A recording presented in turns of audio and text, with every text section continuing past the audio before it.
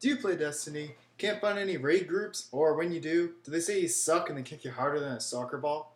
Basically, do you just want to get a raid done so you can get the raider achievement and say, hey, I finished a raid? Well, you're in luck, because in this video I'm going to explain how to do Crota's End all by yourself, like the big boy or girl that you are. Before each section, I will put up a list of gear and classes I recommend, but I mostly will be doing this in a Titan mindset because that's the only class I play. Titans forever. Also, last note, this will be a normal mode run through, and you'll need to average 160 to 170 light at the least to do this. The higher the better. 200 is overkill, you'll be fine up there. You can do this at lower levels, at least to a certain extent, but it's much more difficult. Plus, I imagine you just want to get this done and over with. Now, I know there's plenty of videos of people doing this, but I'm going to talk you through how to do it, so you can actually do it. I don't have any screen recording software, but if I get my hands on someone in the future, I will definitely make my own playthrough of it. So, to start, just step on the plate, and wait, and then you jump down the hole. That's it. Welcome to the Abyss stage. Down here, you're in the dark, below, and have to make it through this cave to the opposite end to escape. Problem is, there's Thrall down here. Like, a lot. Millions. It's just awful. As long as you're away from a source of light, you will begin to get a debuff on you called Weight of Darkness. The longer you stay in the dark, the higher your weight becomes and the slower you move. You cannot double jump at any time you have any amount of weight on you, and at its max, weight times 10, you can't even sprint, which doesn't help when you're trying to run from the swarm of hive chasing you down. The only way to cleanse yourself of this debuff is to stay near the lanterns that light the pathway for you. But these lanterns will explode after about 10 seconds of being activated, and if you're near them, well, yeah, you'll die. And once again, there's the issue of Thrall. Oh, and watch out for holes when you're running. On this map, you start at the big orange circle. Keep following the lantern's path as you see here in green. There are 2 lanterns that will have knights beside them. Those are the red guys.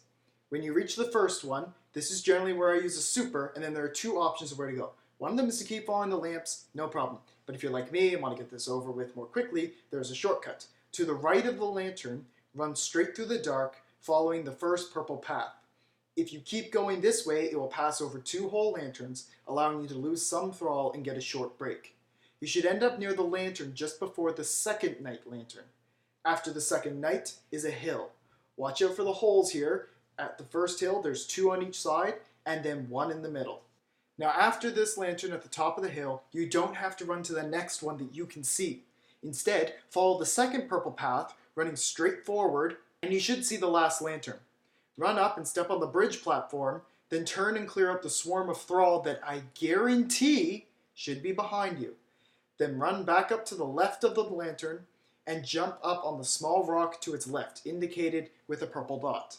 Move over as far left as you can without falling off of the rock, so the lantern explosion doesn't kill you, and then center yourself on the rock. Do not start killing Thrall. This is when an ogre will spawn behind the second last lantern. You know, the one you just skipped. Snipers work best here. Rockets are okay, but not the smartest. I mean, really, why have a rocket launcher for the Thrall? You'll just end up, yeah, that. Use a sword or machine gun. Much better. Alright, after Shrek is no longer life or love, continue to resist the urge to kill Thrall and stay on the rock. I know, it's tough, but you're tougher. They won't attack you as long as you're on the center. Reason is, if you keep killing Thrall, more ogres will spawn and your job gets harder. Once the bridge is fully formed, your Weight of Darkness will be completely cleared and you can run into the light. Something that people usually say you shouldn't do. Congratulations! If you made it this far, well, you should go play StarCraft now. You'll do fine against the Zerg. In any case, now you're at the most difficult part of the raid to solo.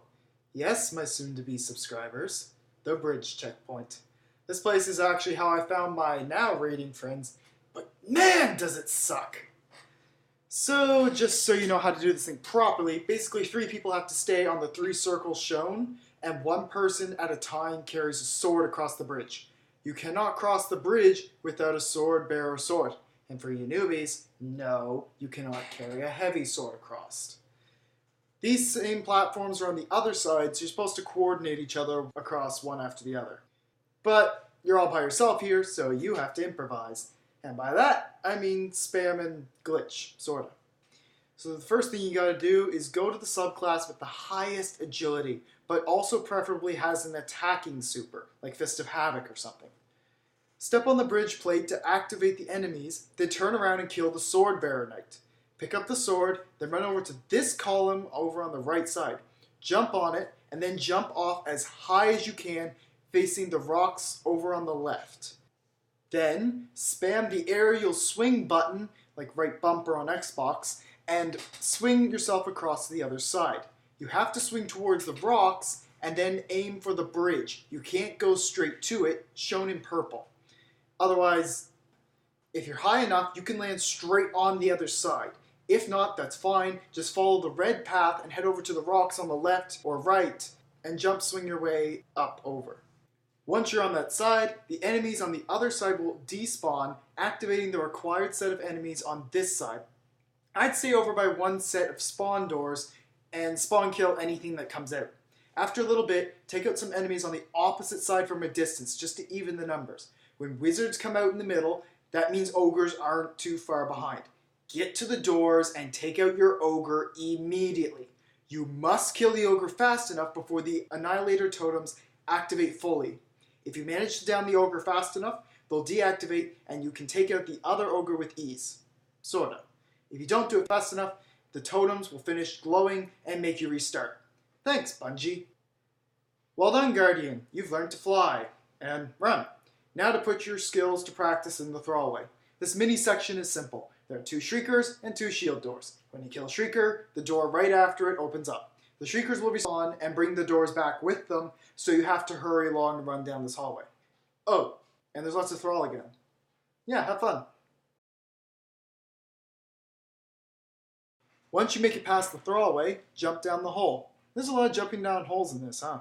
Anyways, don't just go running out just yet, because this takes a little bit of explaining. Crota's room looks like this. Ugh, messy, huh? Yours better not look like this. There's a bridge around the outside that connects the left and right platforms, with 2 towers in the front. In the back, or above where you are right now, there is a set of 3 rooms. In the middle room is Yu, the Death Singer. As you exit the hallway, Yu will begin singing her song. She's not very good. You have to enter both rooms, left and right, and take out the wizard in each, shown in red. You can draw it out by simply shooting off some rounds. Take it down, and then kill the Shrieker that will activate afterwards. It's your pick which side you do first. I generally go left first, avoid all the yellow bars, and then go over to the right. Once you're done with all that, you have to enter the middle room, or crystal room, and kill her very quickly. She likes to run around a lot. Guess she spent some time in the abyss. Oh yeah, and remember her song? Yeah, starting when you leave the lower room, you have like 2 minutes to kill her, or else you die and restart. Once she's down though, get out of the rooms ASAP, and then slowly take out all the yellow bar enemies to get the checkpoint.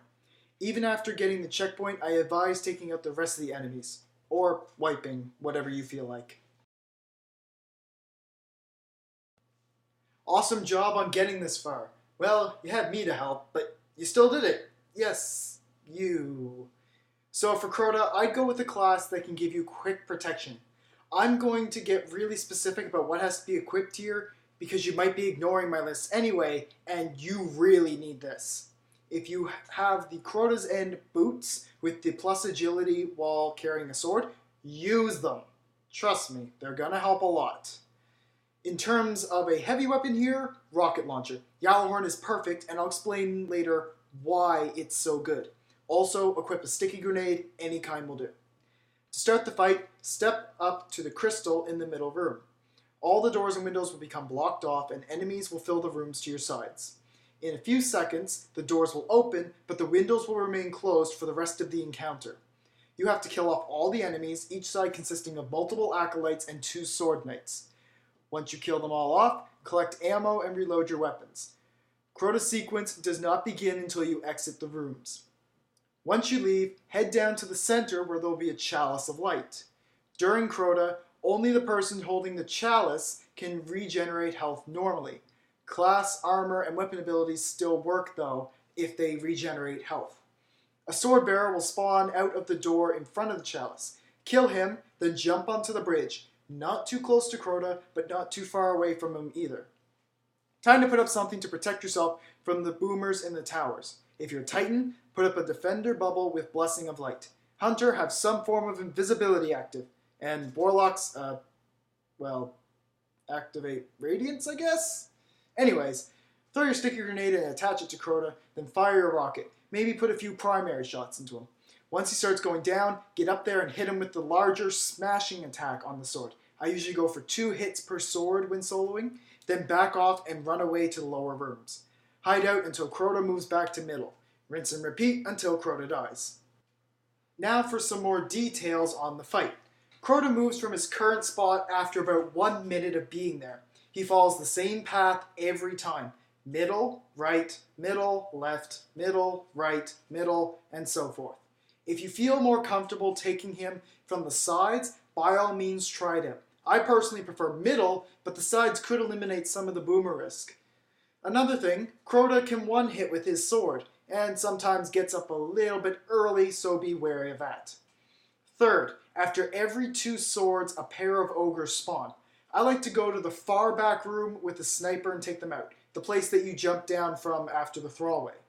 Once Shrek and Fiona are down, you can continue as you may.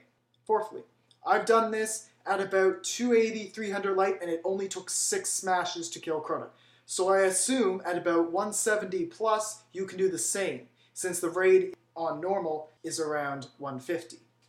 A side note for anyone doing it with more than one person, if anybody dies at any point in the fight, an oversoul spawns behind the middle. Shoot it with primary or special, heavy doesn't do much. You have about 5 seconds to kill it before your entire team wipes. Swords can block the oversoul though, same as Skolas' devouring essence. Now I said I was going to explain why Gjallarhorn is perfect for Crota. When you're taking him down, Crota's shields regenerate really quickly if the damage is not continual or fast enough to knock him down. The sticky grenade can be thrown fast and while you're holding the sword and deals a fair bit of damage. Gjallarhorn, however, takes out a fair amount with its main blast and deals continual damage with its Wolfpack rounds while you fire off the second rocket or sticky grenade. The Wolfpack rounds, if they don't bug out, keep him from regenerating and give you the time you need to finish him off. That's why it was so good and it was really wanted for Crota in year 1. Well, now that you know how to do it, go do it! Good luck, I hope you get through it and have lots of fun. I'll see you soon.